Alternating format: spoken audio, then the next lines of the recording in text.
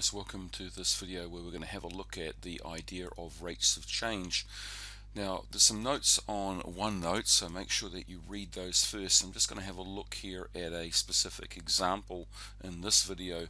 Now I'm taking here one of the examples from your workbook, which is on page 151. It's question 336. Now in this question, what we're told is that we've got a cylinder where water is flowing into this cylinder. Okay, so let's represent that with that arrow, and we're told that it's flowing in to the cylinder at the rate of 0.123 meters cubed per minute. We're told that the cylinder has a radius of 0.45 meters, so let's represent that.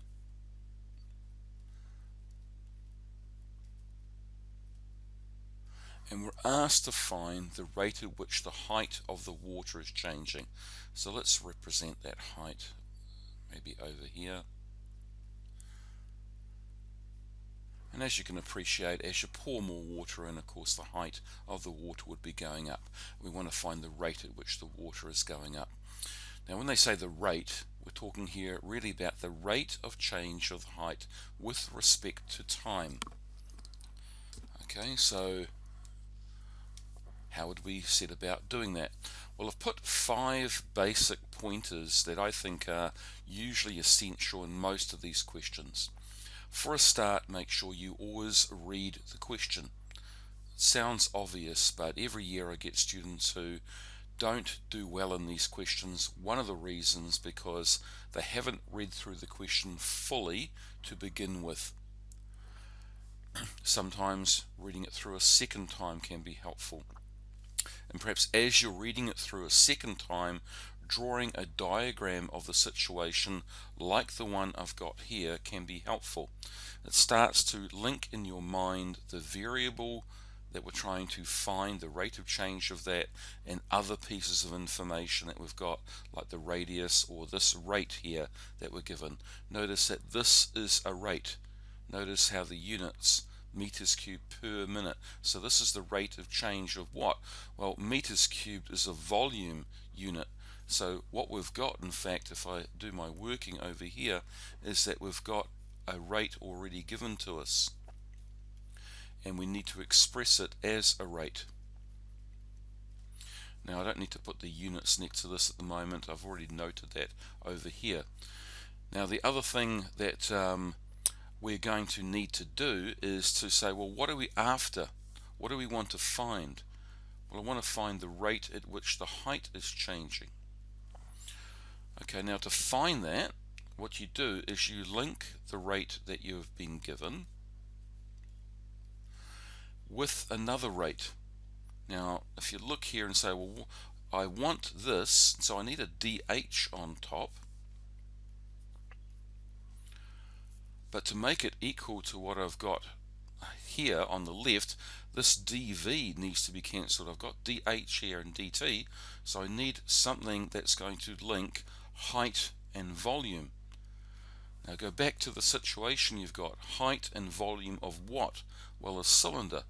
So is there some sort of rule that links height with the volume of a cylinder? And yes, it's a geometry formula. It's pi r squared h, and from this we should be able to find dV over dH, because here the radius is set, otherwise it would be another variable, and of course we wouldn't be able to derive that. So let's put that back over here as well, and if r is equal to 0.45, then our formula is going to become 0.45 squared, which is 0.2025. So I'm going to write that as 0.2025 pi h. Yes, I could multiply by pi and get another constant in front here, but this is a little bit more accurate because I don't have to round at this stage. Okay, so we're given this rate of change.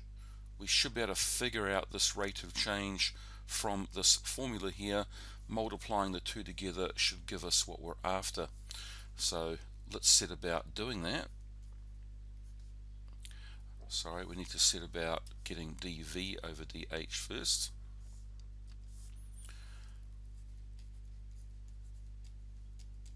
And this is the variable here. This is simply a constant. So from the power rule, that is going to be our derivative. Okay, so having got that, let's now get dh over dt. Or dv over dt, that's at 0.123. Now, I need dh over dv. This is the reciprocal, so be careful, you need to have that 1 over that then. You need to take the reciprocal of this here when you're inserting it into here, into the chain rule. So, calculating this, 0.123 divided by 0.2025 times pi on the bottom, that is 0.193. And this should be expressed with units.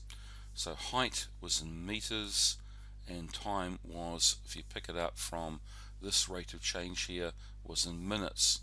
So here's our answer, meters per minute for the rate of change of the height of the cylinder, of the water in the cylinder.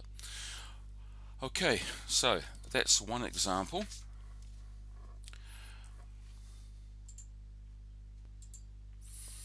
Alright guys, let's have a look at a second example then. So what we've got here is I'm looking at question 339. This is from your workbook again, page 152. Now in this question we're told that a piece of filter paper has been formed into a cone shape, and the radius of the top here of this cone is 2 centimeters, and the height of the cone is 3. So that is the distance basically from here all the way down to the very tip of the cone. And water is flowing out of the bottom of the cone at a constant rate of 5 centimeters cubed per minute. So if I go and just represent that, here we've got water in the base of the cone, and it is falling out. Perhaps there's a little hole at the bottom there, and it's coming out at the rate of 5 centimeters cubed per minute. Well, this, remember, is a rate now that we've got, and what we're asked to do is to find the rate at which the level of the liquid is falling when the depth is 2 centimeters. So on the diagram in the textbook, they've represented the height of the water in the cone as x. So what we want to find is the rate at which that water is falling when x equals 2. Now, a common mistake that students make at this stage quite often is they put the 2 in here and they calculate, I don't know, the volume or something. Well, what we are going to need to do is to use this piece of information at the very end when we've calculated this rate. Alright, so how do we set about doing that? Well, let's put down what we're trying to find. I'm just going to come back over here. This is something that we know, dv over dt, and I'm going to express that as a negative because the water is falling out. So we know this rate and we want to find this one. Well, I could make them equal if I multiply the right hand by dx, because I need dx on top, I need dt on the bottom, so I need to have dv here. So it tells me I need a link between volume and x, the volume of the water, and x. Alright, so how do I set about trying to do that? Well, what we do know is that the volume of a cone, okay, the volume of a cone, this is using some piece of mathematics now to link things like r and x and volume together is given by 1/3 pi r squared h. Now, unfortunately here, r is not a constant. As the water level drops, so does r, or r gets smaller. So how can I perhaps put r in terms of x, because x here, in fact, the height here will be in fact x here. So what I will do, in fact, is go and put that height there actually in terms of the variable we're using here, which is x. Right, so how do I get r in terms of x? Well, if you look here, what you've got is a situation of similar triangles.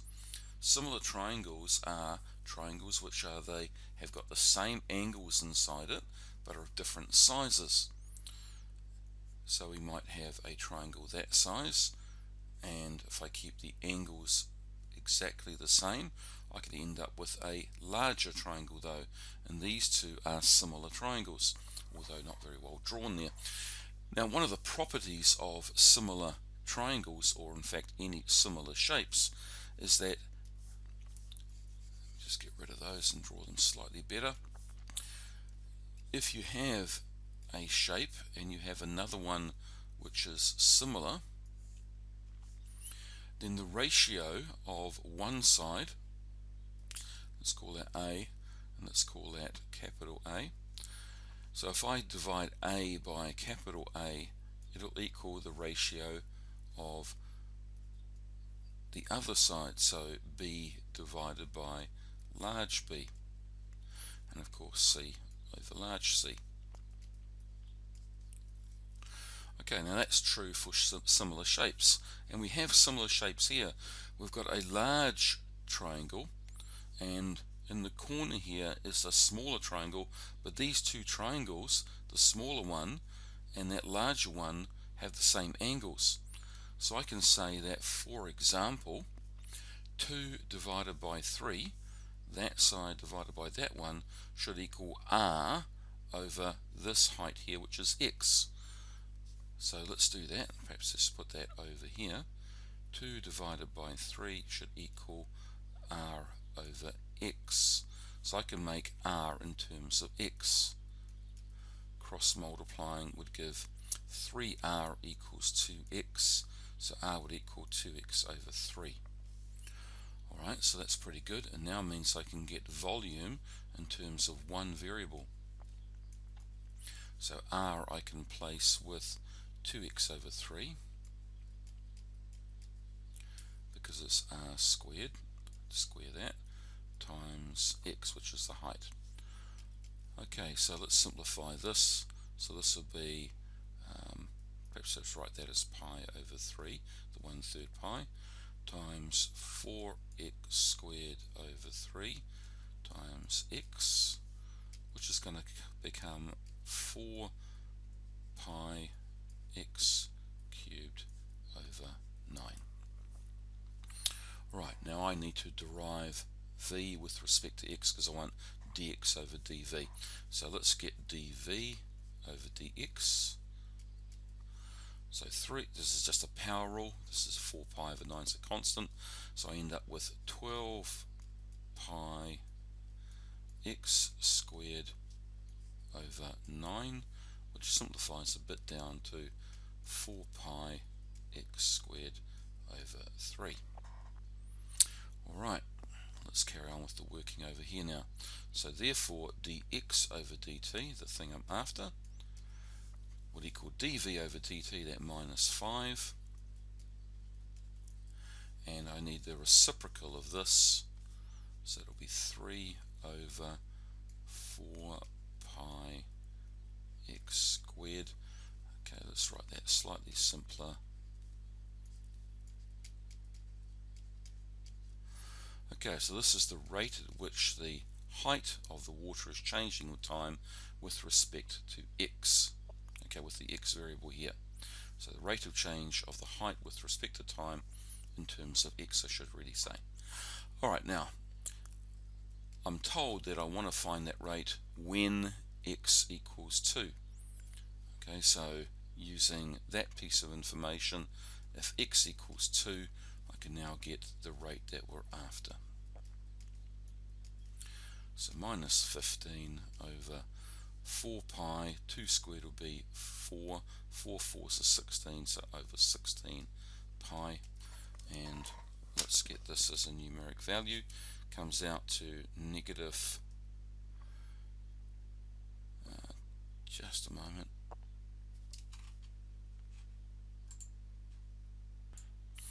alright guys, just pause the video for a sec because I realise I've made an error in the working here. Anybody notice that one? So when you expand 2x over 3 squared, it should be 4x squared over 9, of course. So that's a mistake there, which will mean that's wrong, which will mean this is going to be wrong here, and this here. So let's try and correct all of that. Okay, so that should have been a 9. This will be 27. Okay, so we're going to get that over 27, and dividing top and bottom by 3, that'll give a 9 here, not a 3, and this will mean that this value here is wrong, this one here, and this one here. Okay, so let's fix that up as well. So it'll be 9, it'll be minus 45, and there'll be minus 45 there. Okay, so let's calculate that. Negative 45 divided by 16 pi. Negative 0.895, which is what agrees with the back of the book as well. And the units, well, the height here was in centimeters and time was being measured in minutes. So there we go, a second example of rates of change, this time sort of revolving around the idea of similar triangles being quite essential to part of that working, which is in fact a typical kind of NCA question. Alright guys, we will catch you in class where we'll try to do a few more of these.